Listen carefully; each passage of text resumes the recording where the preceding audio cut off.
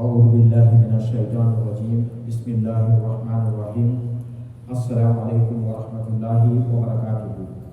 We welcome all, including everyone reaching us through Smart Bilal, YouTube, Facebook, Radio 1584 and all Medina media platforms. Today's Juma lecture at Masjid al-Haq at the entrance of Lodium, Pretoria, Republic of South Africa is taken from chapter 16, ayah 91 of the Holy Quran. Bismillahirrahmanirrahim. And do not break your promises or pledges after firmly making them and after having made Allah your witnesses. And this is going to be given by Shamir Adam, who is a master's student in community mental health sciences with discipline in human rights advocacy, community intervention, and strategic leadership. He is a Muslim activist and participant on Radio 1584 and Medina media platforms. Assalamu alaikum wa rahmatullahi wa barakatuh. Assalamu alaikum wa rahmatullahi wa barakatuh. A'udhu billahi minash shaitanir rajim. Bismillahir rahmanir rahim. I seek refuge in Allah from the influences of evil, both inwardly and outwardly. In the name of Allah, the most gracious, the most merciful. May His peace and blessings be upon the Anbiya alayhi salam, from the first to the last, their families, companions, friends, and all Muslims up until the day of Qiyamah. As human beings, by nature, we are social beings. We have the basic need of interacting with others, be it our friends, our families, our colleagues, etc. In these interactions, there is another need. A need for assurance, a need for security, a need to create bonds with other people, and a need for self-value. Now this is where the issue of promises and pledges come into play. By making promises and pledges, we fulfill the needs, and at the same time, we fulfill these needs, and at the same time, we are reaching some of our goals. We do realize that this action of ours affects people, they affect people by extension, and they have far-reaching consequences. This is why the issue of promises and pledges and agreements is a major theme in Islam.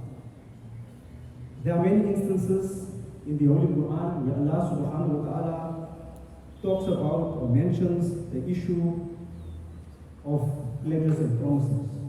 One of the instances where Allah subhanahu wa ta'ala mentions it is in Surah Al-Nahl, which is Surah 16 of the Holy Quran, verse number 91. Almighty Allah gives us a commandment, and at the same time, Almighty Allah gives us a warning. Bismillahir Rahmanir Rahim. Fulfill any promise you have made in the name of Allah, and do not break your promises after having firmly made them. For you have made Allah your witness, and Allah knows everything that you do.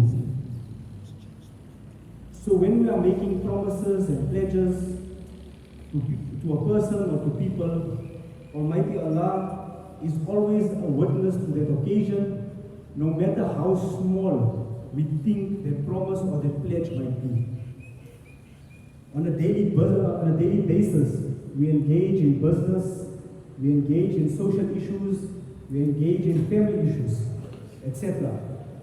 And we make promises all the time.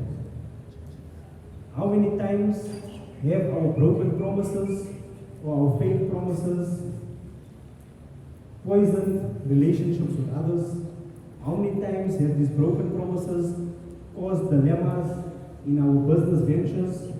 And how many times have these broken promises or these failed promises divided us? Too many times to count.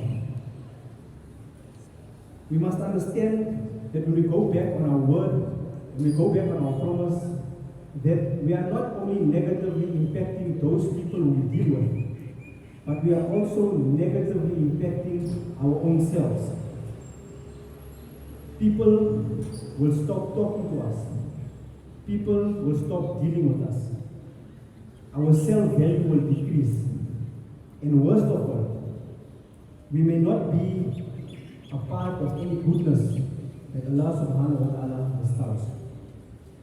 Now, having said that, there is some advice that could assist us or help us in avoiding these harmful situations. Firstly, we do not make promises or pledges when we are in extremely happy state. Second, we do not make promises or pledges when we are in an extremely angry or sad state. Both these states, they cloud our judgment and they cloud our logic. Thirdly, we do not make promises about anything that is not currently within our power. These three simple advices can assist us or save us from a whole lot of trouble.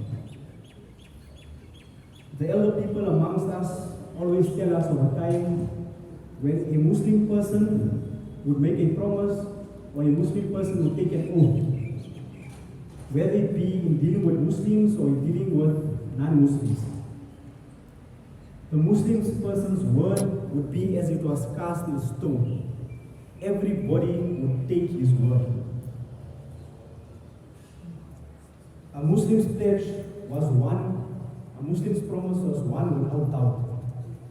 But today, when we deal with a Muslim, we have to be extra careful. We have to exercise extra caution. May Allah subhanahu wa ta'ala restore us to our former honor.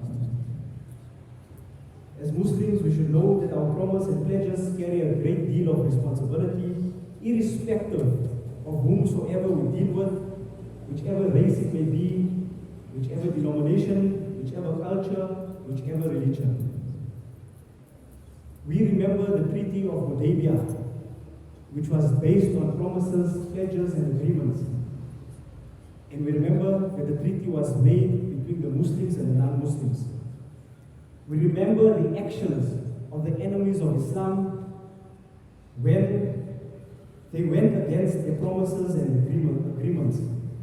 They did this in order to bring down Islam and bring down the message of Islam. So how can we as Muslims follow these actions of the enemies of Islam? By going against our own promises, our own agreements, and our own pledges. We should not be enemies of ourselves. The Quran has given us clear guidance and has given us a straight path. The gravity of a promise is also given by Nabi Muhammad sallallahu alaihi wasallam when he said that among the signs of a hypocrite, there are three. When they speak, they lie. When they promise, they break their promise. And when they are entrusted with anything, they commit a breach of trust. These three values are all consistent with each other, and they are characteristics which is a poison within a community. So serious was a promise and an agreement that Nabi Karim sallallahu alayhi wasallam used to agree to meet people at certain places.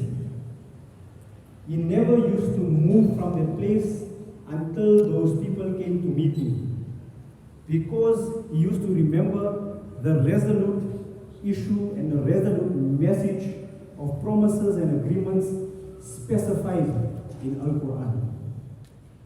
May Allah subhanahu wa ta'ala give us the strength and ability to stand firmly on our promises, our pledges, and our agreements. All praise is due to Allah, the Lord and cherisher of the worlds. Assalamu alaikum wa rahmatullah wa barakatuh. One of the IIS daily projects through Zakat, Lillah and Sadaqah for the pleasure of Allah subhanahu wa ta'ala, as was taught to us by our beloved Nabi Muhammad sallallahu alaihi wasallam. The Institute for Islamic Services is Section 18A certified. Jazakallah for your much needed support of all the IIS daily projects. Assalamu alaikum wa rahmatullahi wa barakatuh.